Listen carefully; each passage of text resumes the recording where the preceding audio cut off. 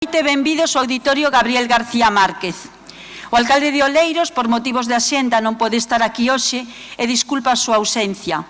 Pero estou segura de que estaría encantado de atoparse nunha destas butacas para desfrutar da función de Nadal da banda da Escola Municipal de Música de Oleiros, que baixo a dirección de Nilo García Armas e coa participación e colaboración del coro La Tremenda Tremolina, nos ofrecerán un espectáculo en versión original.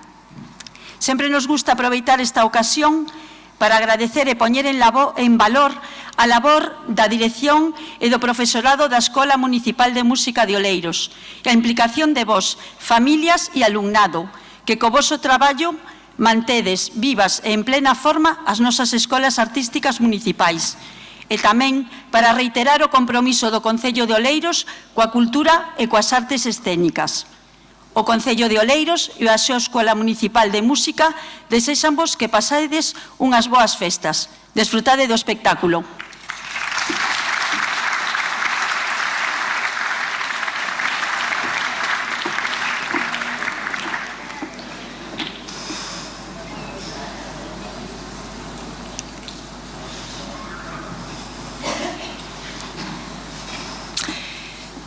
Boas tardes, damas e cabaleiros. Esta é a voz que hai, non hai máis. Tentaremos facelo o mellor posible, chegar ao final con un fiño de voz, polo menos, vale? Con este concerto, a Bemo en versión original, queremos propoñer a todos os presentes un breve percorrido pola historia da sonorización no cinema e a práctica cinematográfica da sincronización entre o son e a imaxe. Antes de dar comezo ao concerto, daremos unhas pequenas pinceladas que nos axudarán a contextualizar o tema que nos ocupa. Abrimos telón. Os irmáns Lumière, Augusto e Lois, patentaron en febreiro de 1895 un aparello case máxico capaz de gravar e proxectar imaxes en movimento, o cinematógrafo. O 22 de marzo dese mesmo ano, os Lumière presentarían ao público de París a súa primeira película de 46 segundos, a saída dos obreiros da fábrica Lumière.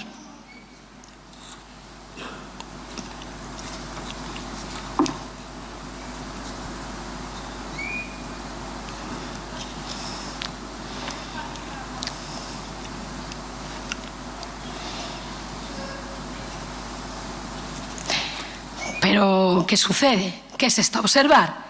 Pois, efectivamente, que nese primeiro momento o cinema era mudo. Aínda que nas súas orixes o cinema non tiña son, a emisión das películas non era nada silenciosa. O pase das bobinas, onde se enrolaba a cinta, facía moitísimo ruído en cada un das transmisións. Por iso, e polo que non se tardaría moito tempo en incorporar na sala de proxeccións a un pianista, a unha orquestina ou unha orquesta tipo a nosa, que, se situándose debaixo da pantalla, amenizarían as imaxes con música de Chopin, Mendelssohn ou Beethoven.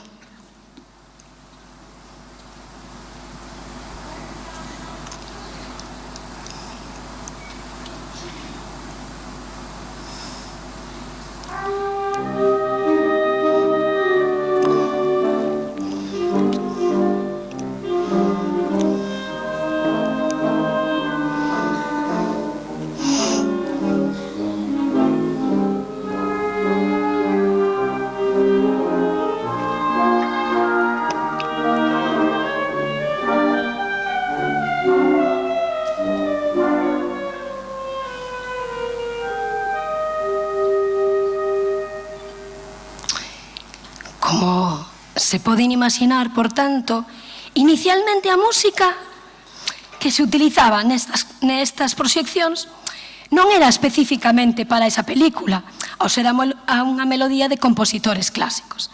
Non será ata o ano 1915 cando se empeza a crear música específica para as películas. Sería Joseph Carbryle o gran compositor da época. Braille realizaría a primeira partitura especificamente para unha produción, unha película tan emblemática como controvertida, polas súas connotacións racistas, o nacemento dunha nación. Como pincelada anecdótica, dicir que no 1915 compuxéronse 10 cancións e 4 delas as compuxo Braille. Incluso compuxo a primeira partitura do Fantasma da Ópera, que a día de hoxe xa non se conserva.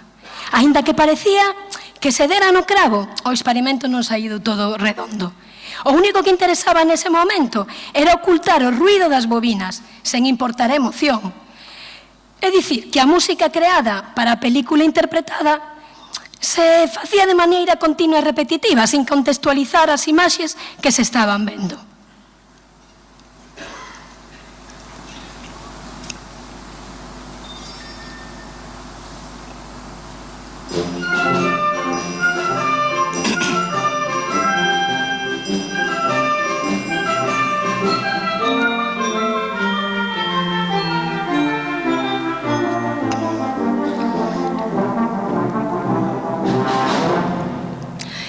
A transición ao cinema sonoro comercial desenvolverase a finais da década de 1920 e tamén a principios de 1930. A verdadeira aparición das bandas sonoras con orquestas sincronizadas coa imaxe ocorrería primeiro en Estados Unidos, da man dos estudios coñecidos a día de hoxe como a Warner Bros. O éxito de películas como Cantante de Jazz, estreada no 1927, despois estreou en Londres no 1928 e non chegaría a Madrid ata o 1929. Desde a Singa foi o fito destacable porque, aínda que non era unha película maiormente muda, intercalaba breves pero revolucionarias esceas, con música e diálogos sincronizadas todos a vez. Para o gran desgusto de Chaplin, esta película marcaría o inicio do fin do cinema mudo e o nacemento do cinema sonoro tal e como hoxe o coñecemos. All right, hold on. No, listen, play two, 3 chorus, you understand? And the third chorus, I whistle. Now give it to him hard and heavy. Go right ahead.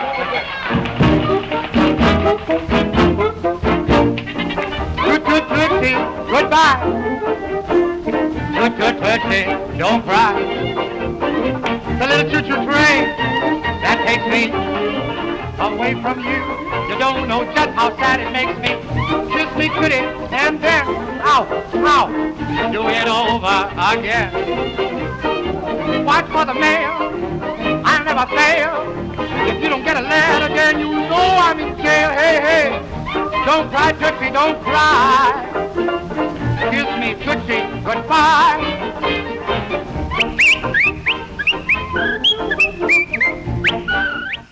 Para xa entrar no concerto de hoxe, a Bemo interpretará a banda sonora, a primeira banda sonora de hoxe, Superman. A banda sonora do filme Superman the Movie, de 1978, foi composta por John Williams, quen dirixiu para esta ocasión a London Symphony Orchestra. Hai que dicir que Williams non foi un compositor orixinal, no que se pensou cando se decidiu facer banda sonora de Superman. O compositor primixenio para esta película sería Goldsmith, pero se lle fixo un pouco bola, como dirían os rapaces de hoxe en día, e abandonaría o proxecto porque cando foi chamado estaba a compoñer a banda sonora de Alien o oitavo pasaxeiro. O tema principal, Superman March, pronto convertiríase no propio himno cinematográfico seña do superheroe. Como anécdota dicir que o tema principal de Superman foi lanzado como single por las Warner Bros. Records ocupando o posto 81 da lista do Billboard. Dunner contaba que, ao escoitar por primeira vez o tema de Williams, quedou sorprendido, pois parecía que na propia melodía da música decía Superman. Comprobémolo.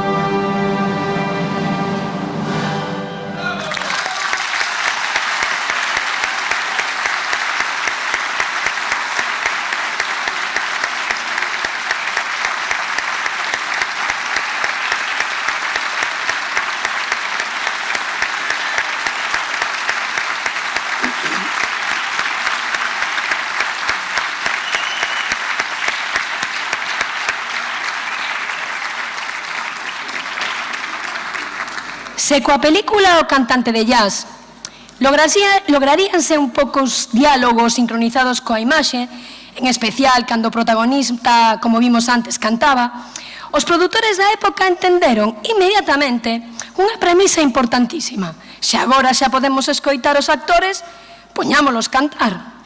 De aí que aparece o cinema musical, entendido como aquelas producións cinematográficas que ofrecían cancións ou temas bailables na maior parte da película. O concepto de espectáculo que imperaba no 1929 en todos os aspectos da sociedade dos Estados Unidos alcanza un dos seus máximos exponentes no cinema. E dentro del, nestas novas producións, con elaboradas coreografías, con melodías inesquecibles e con obras mestres, como The Broadway Melody, el primer musical sonoro e primer musical ganador de un Oscar. Nesta ocasión, Abemo interpretará Christmas on Broadway, pequenos extractos de pezas navideñas do cine musical que formaron parte da película Como Milagre na Rúa 47, de 1947, Bebés no mundo de xoguetes, do 1934, O son da música, de 1959, Mame, de 1966, e A Christmas Carol, de 2009. Escoiten e embriaguémonos co espírito navideño, que o Nadal está a volta de esquina.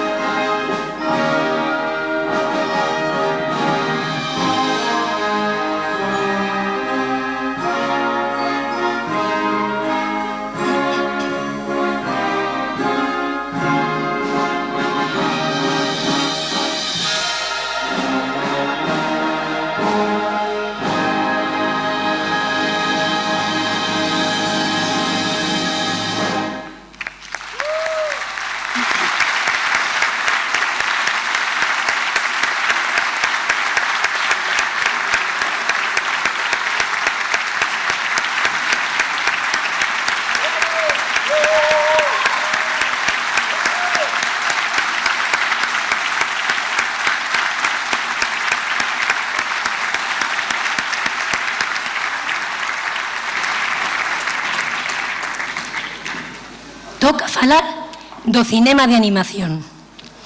O cinema de animación, cuxa definición provén da palabra latina anima, que significa alma, poderíase traducir como acción de dotar a alma de algo que non a ten. Sabíades que os precursores do cinema de animación tamén foron franceses e non norteamericanos?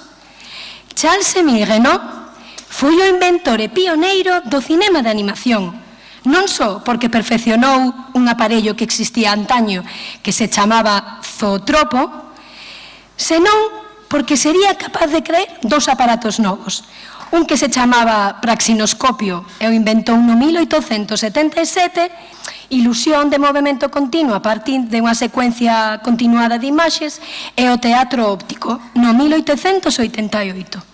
Emil foi o primeiro que fixo proxeccións sincrónicos con efectos sonoros e música composta por el mesmo, conseguindo un discurso visual dotado de argumento, deixando atrás o movimento cíclico de figuras debuxadas. Pero o mundo da animación cambiaría coa aparición deste rato.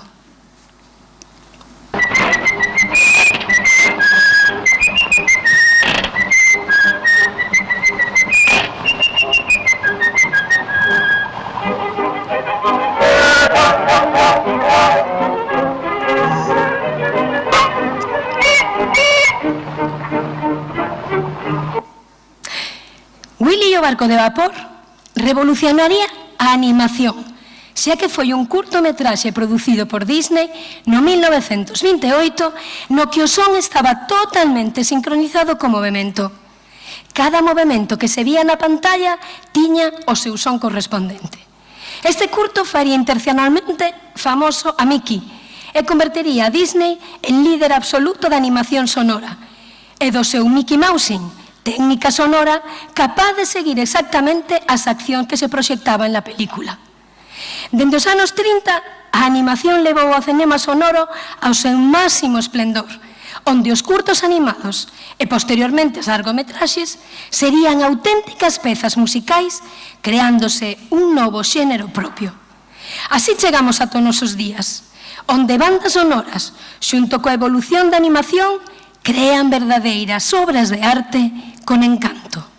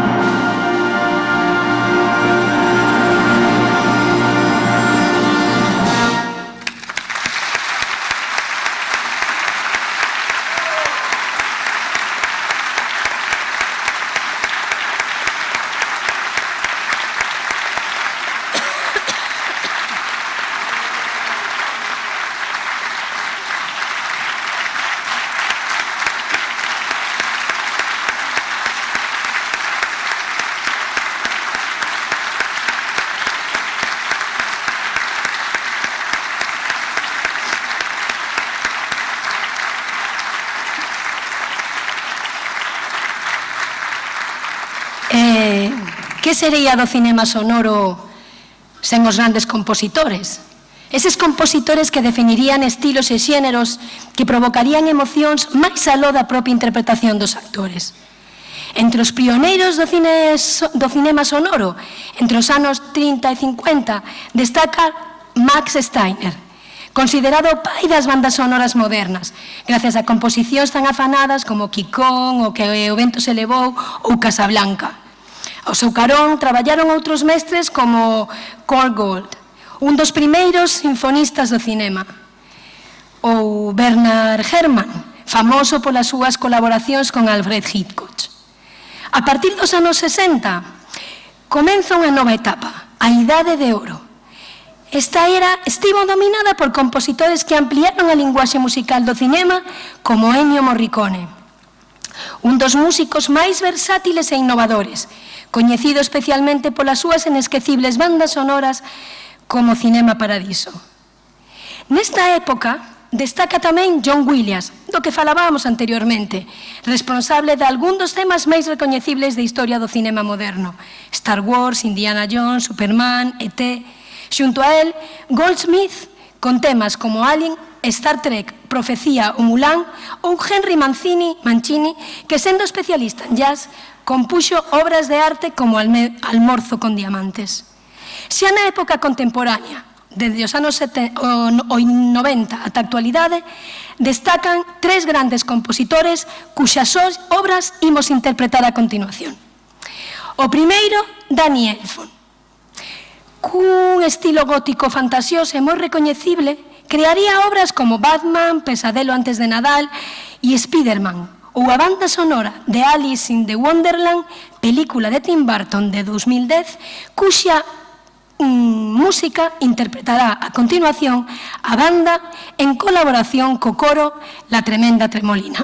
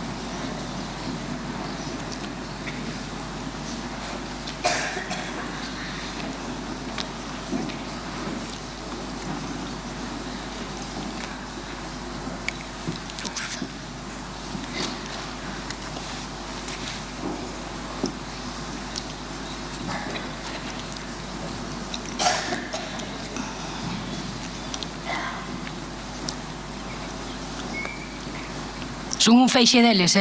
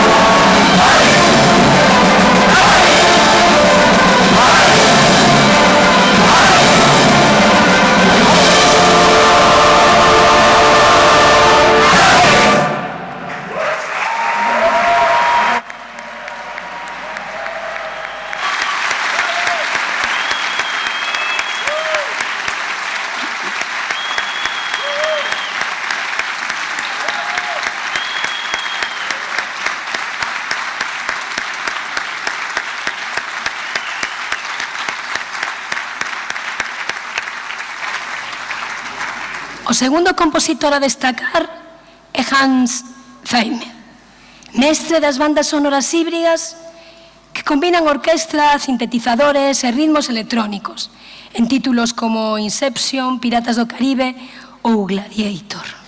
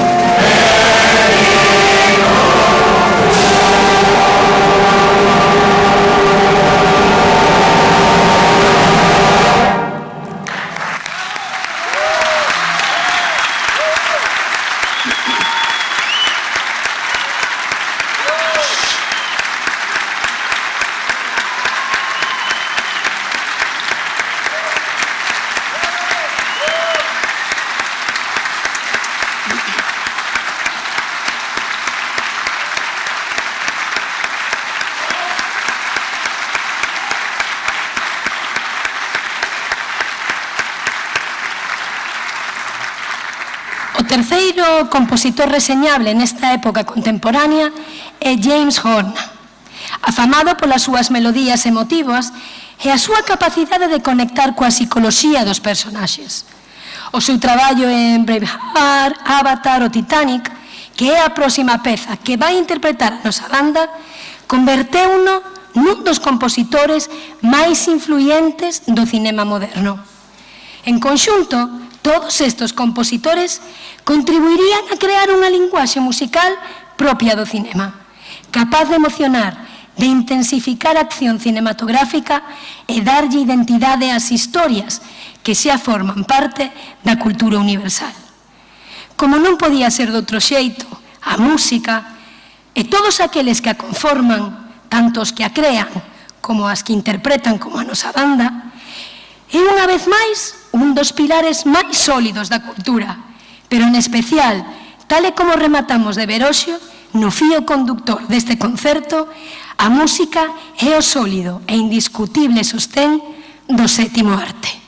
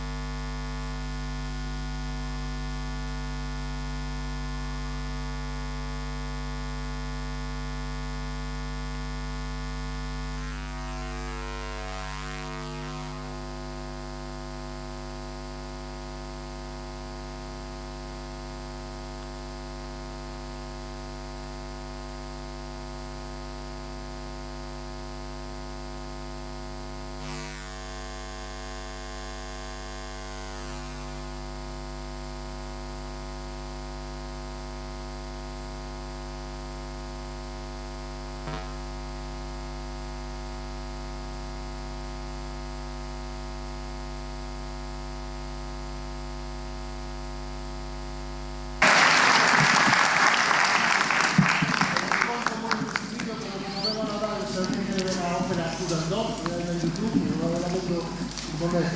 Que hay 15 minutos cada día, tal, cuando yo decía, dura 2 horas. Eu conto vos de que era a película.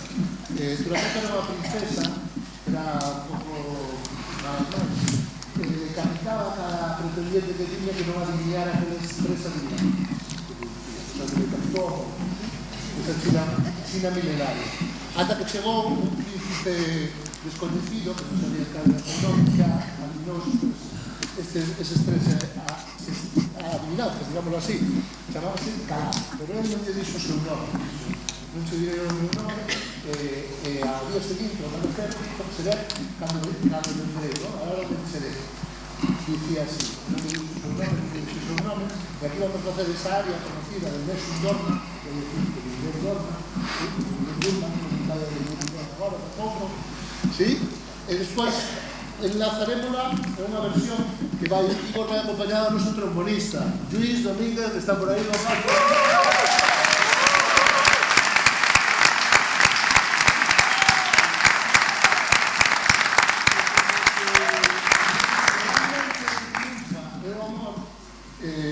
Aparecerá unha fanfarria de metais que na ópera é cando se fai de día realmente, que cando vence, finalmente vemos o noso tremendo coro, tremenda armonía.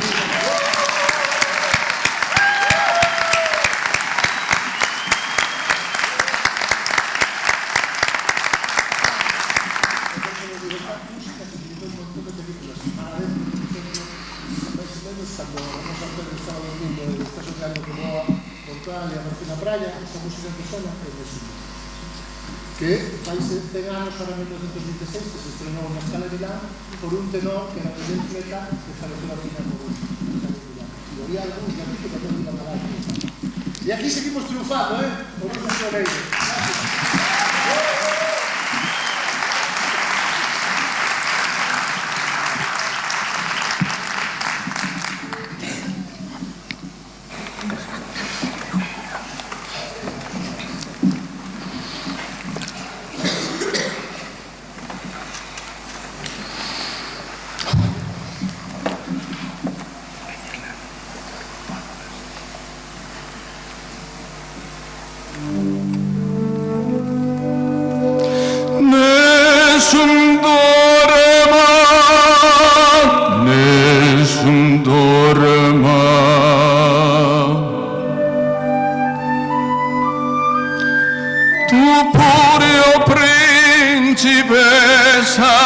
Nella tua fredda stanza guardi le stelle che tremano d'amore e di speranza,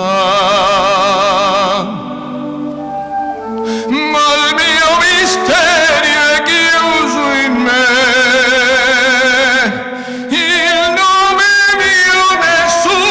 Saprà, no, solo a tua bocca lo dirò quando la notte splenderà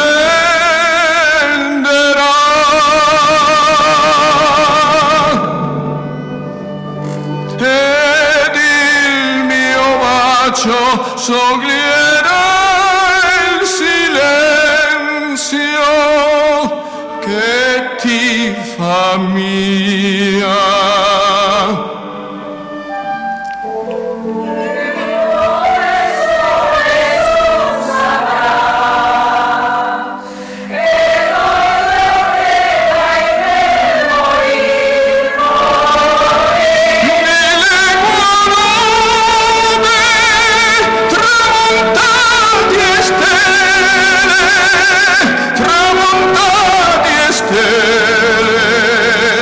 Alla